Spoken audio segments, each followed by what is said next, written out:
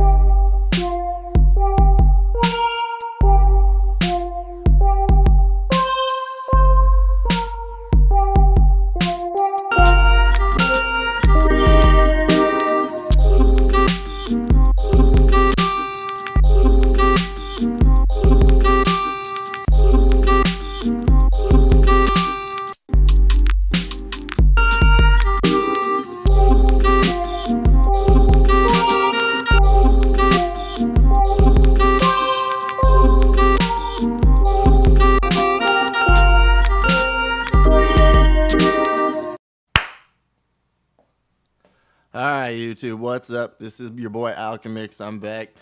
It's a new day. We're going to hit a new topic.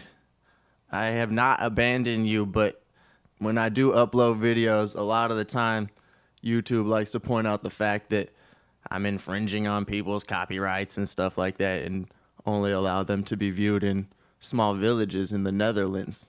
So today we're going to try and keep it ultra generic, ultra YouTube friendly, and we're going to talk about what I consider to be the essence of DJing, a very important skill that if you haven't worked it out is something you should put some time into. Like if you're completely dependent upon software, you will eventually be let down. Beat grids are wrong a lot of the time, and if you don't know how to like visually and audibly hear that when you're queuing it up and drop it manually at the right spot, like, excuse me, you can be in a tough situation. Another thing I can point out, it doesn't matter if it's a controller, it doesn't matter if it's a turntable. Pressing the play button is an extra action, a full action that triggers a circuit that lets electrical stuff go and do its job.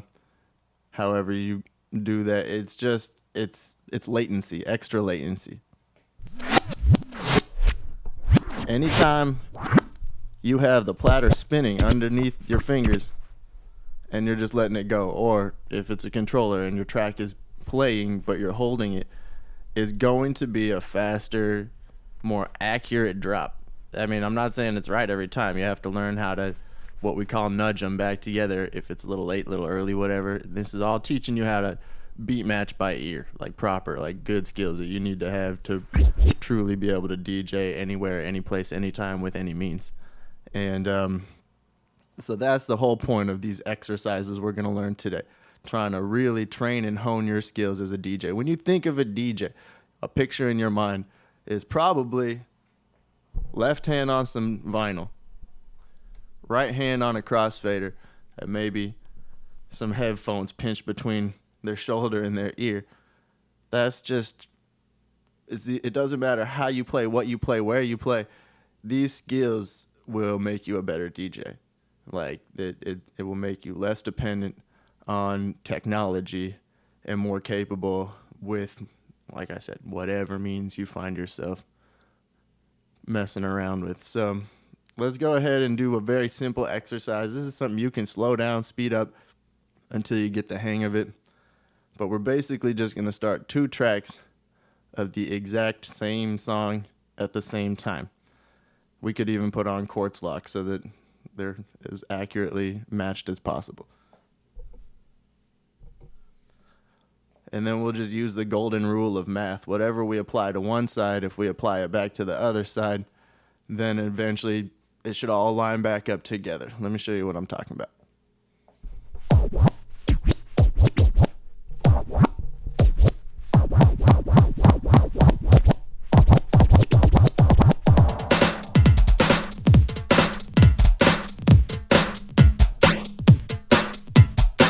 The first thing you probably notice is there's a little bit of echo or delay. And that's because the tracks weren't perfectly lined up. That's another thing this exercise really helps you learn quickly, is nudging, how to slow or speed up one track or the other to get them to line up again if you didn't get a perfect drop.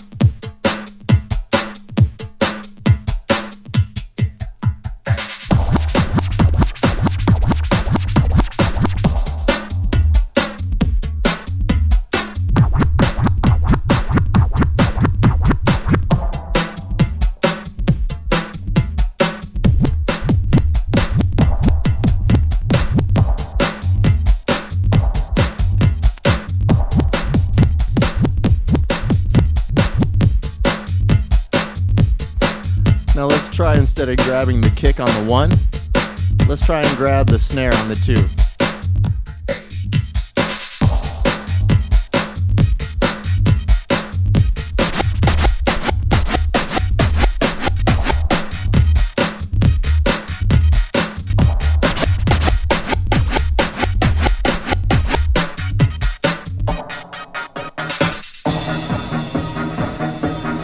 And then we could even intentionally stagger the beats.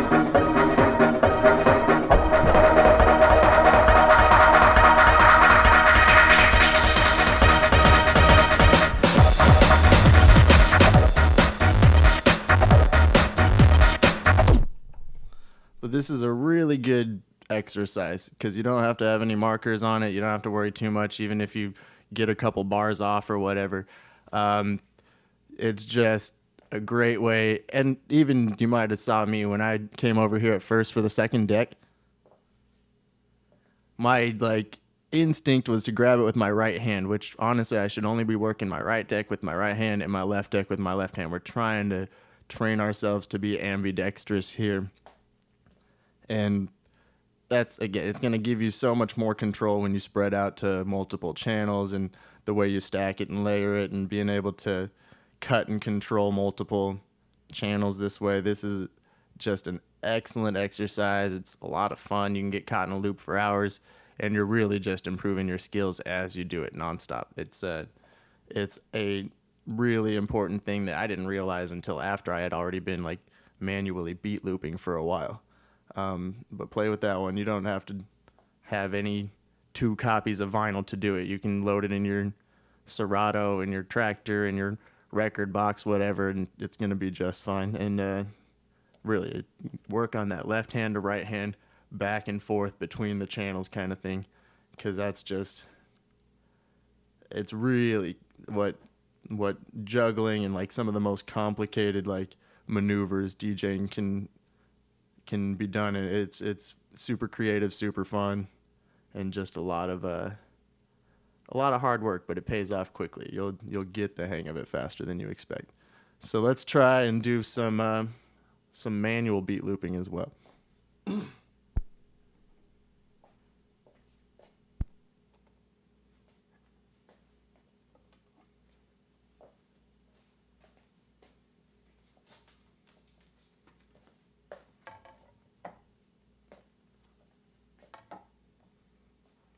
All right, now when we do this one,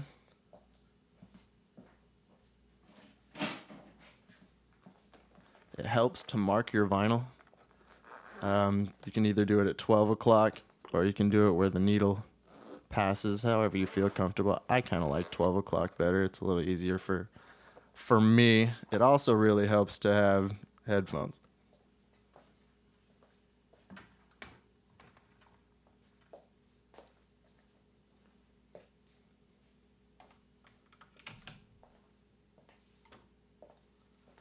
is another excellent just training technique, learning to beat match audibly by ear, listening to different sources from different places and separating it out in your mind.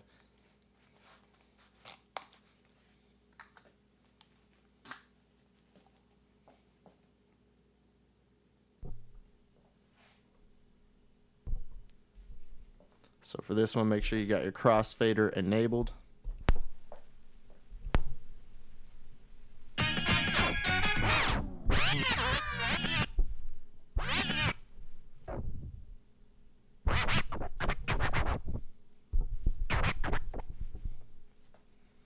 All right, so basically we're just going to create a loop with our hands instead of pressing a button in our software or on our controller. This is a manual loop here.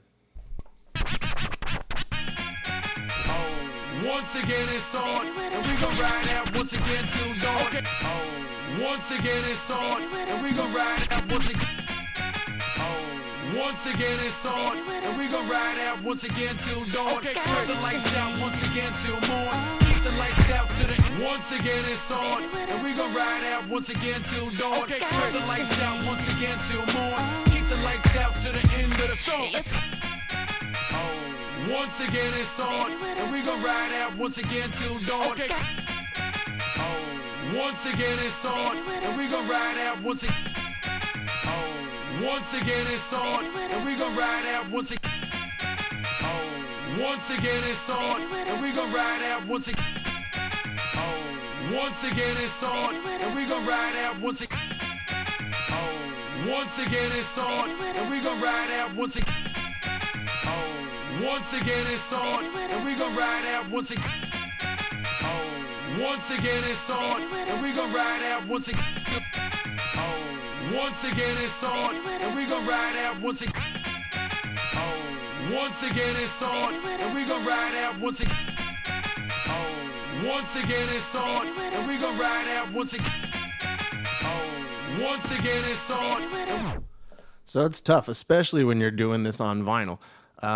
When you have markers on the screen or the big LED in the middle, it's a lot easier. On CDJs, it's really accurate. Actually, I can loop a phrase, like between two CDJs and make it so that you can hear audibly, like without any glitches and stuff. It's really something you need to practice on all platforms and be able to be comfortable with, like all over the place. But yeah, it takes time. You're gonna mess it up quite a bit, but the concept is very simple. Let's slow it way down.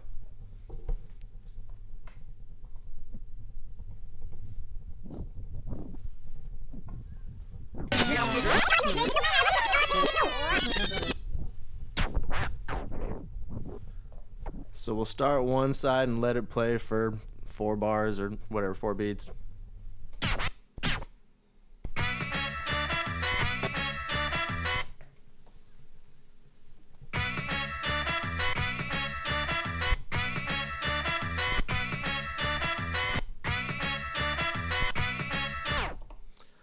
And we'll slap the crossfader over to the one we're just starting, rewind the other side, then slap the crossfader over, rewind the other side, and it just goes back and forth. That's how we beat loop. Grandmaster Flash discovered this on vinyl like back in the 70s. He was able to just extend those drum breaks, and then people would get funky as hell and turned into house parties and evolved into house and so much other stuff. Like, it really just, it's our history, and we should not only be able to like be aware of it, we should be able to do it. It's not that technical or hard. It's really so enjoyable. You'll get caught up, and then you start to figure out how you can rebuild a pattern within itself. It gets real funky from here. Hold on a second.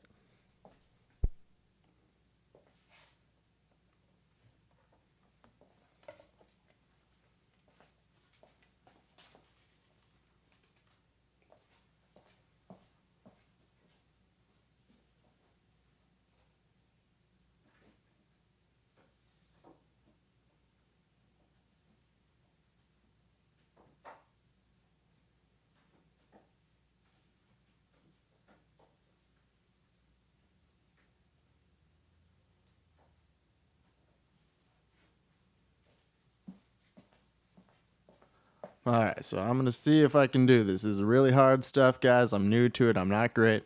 But this is the concept of true like beat juggling. You want to see some masters of it, check out Rob Swift, Mr. Sinister. They tour together as the odd couple. They're incredible what they do. A lot of guys like to do it, though. It's Angelo, DJ Angelo's amazing. It's one of the most intricate of hands-on beat live production making, and it's just hard to appreciate like nowadays because of all the tools we have that make it easier to master and tune all this stuff without a human element that we can, try and add back in synthetically, but it's just not the same. So what we're going to do here is take 2 copies of the same record. These are specifically beats and breaks. This one is super fire. It's lit, yo. And then you can see I've actually marked like different sound elements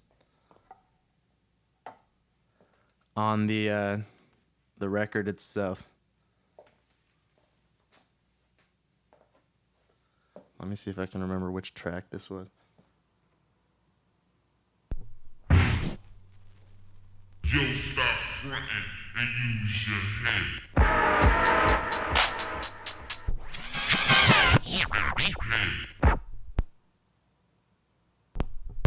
Rock. Scratching. It's so fresh. Stop. Hold it. Freeze. Now.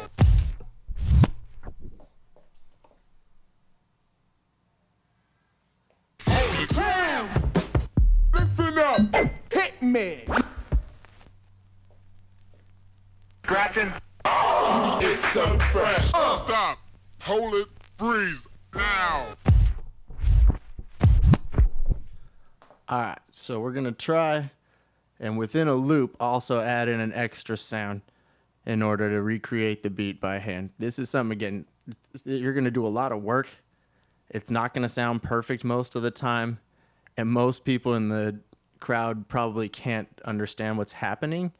So it's not something you can perform out most of the time unless you have the right crowd. If you're in a room full of DJs, they'll lose their freaking mind if you're doing this clean. But like, if you're out and somebody wants to hear Aretha Franklin and you're trying to do some weird minimalist beat reconstruction by hand, it's going to go way over the heads of most people. So don't learn this because you think there's so many trolls online that think like this is the only like verifier of a DJ now, as if you can like scratch and juggle and all this stuff. Like those old school trolls are disappearing. We don't really pay attention to them anymore. But there is no doubt truth to like, if you've put in the kind of time to master this, kind of like get in touch with your roots of who you really are, where you evolved from, where you came from. Like it just does show a certain level of respect and effort put in, time and effort put in. So let's try and see if we can do this here. It's been a while.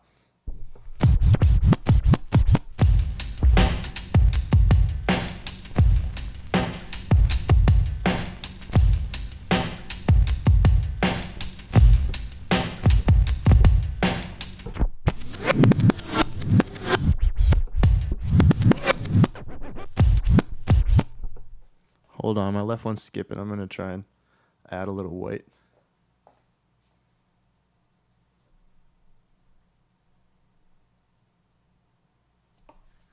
Stop.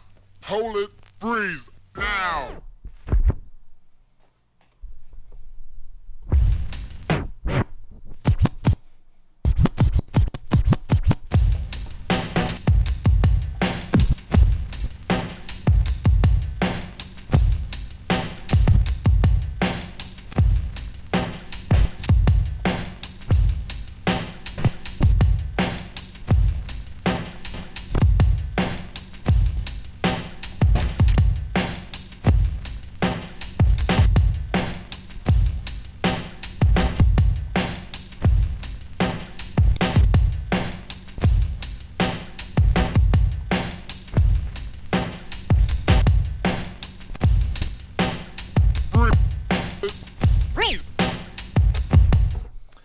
So I don't know if you caught it there, but towards the end, I wasn't just looping it. I was adding in an extra snare sound, and it wasn't always perfect, and then my needle skipped. But that's the essence of beat juggling, true beat juggling. Like, you add in an extra sound or two, and you do it all just by feeling that rhythm and pausing each vinyl and rewinding it and restarting it. And it's very complicated. I'm slowed way down, and this is something that I need to practice more. I unfortunately ordered 2 of these vinyls, and one of them was warped really bad. It kept skipping on me. So I actually put it between 2 plates of glass and put a bunch of weight on it for a couple weeks, and it did help quite a bit, but I still have one vinyl that always tend to skip on me when I'm trying to do a fast backspin, whereas on the other one, I had a much better chance of not losing the track I'm in. But this is something that provides like so much enjoyment. It's actually really good exercise. You have to be really physical and stuff. You're not, running around a track or anything, but it actually like gets your heartbeat up and stuff much more than just simply pressing buttons all night and letting the software do most of the work for you. Like, I'd get so bored, especially if I'm at a wedding or something like that.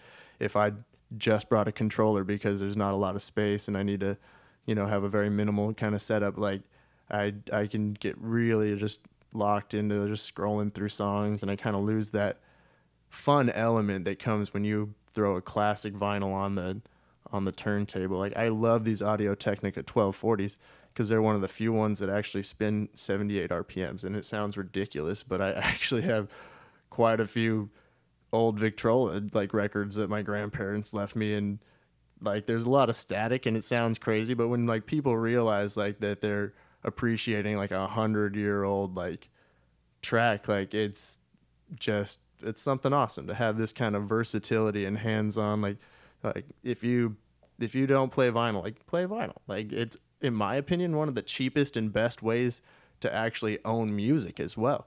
Like, it just, the sound quality, it's really easy to learn how to rip it to any format and remove static and pops and stuff like that. We got a lot of really amazing tools that we can use, and we should be using them. So get into beat juggling, like, definitely, and just preserve like the art form, and don't be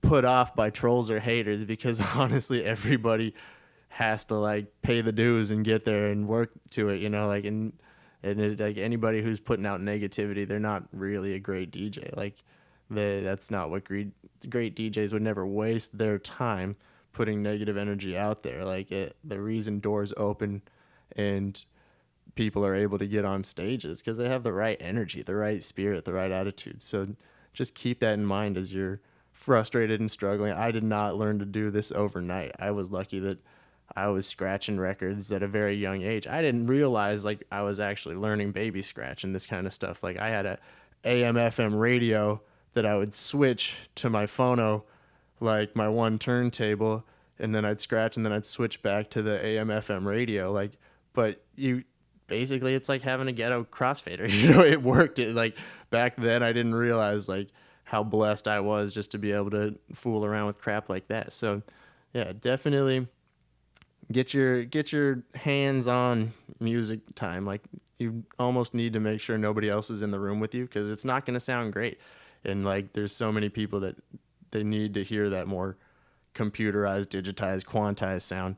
But like, you'll get to a point where you can create something more beautiful by not being so damn quantized. Like, that was a big lesson for me when I began producing and stuff like that, learning that you want that human element, that sound, especially when you're talking about percussions and stuff like that. So yeah, definitely put in the time, have fun with it, get your wax mastery up. Like, it changes everything about how you approach like performing. It's a lot of fun. So all right, I love you guys. Have a great day. Keep spinning.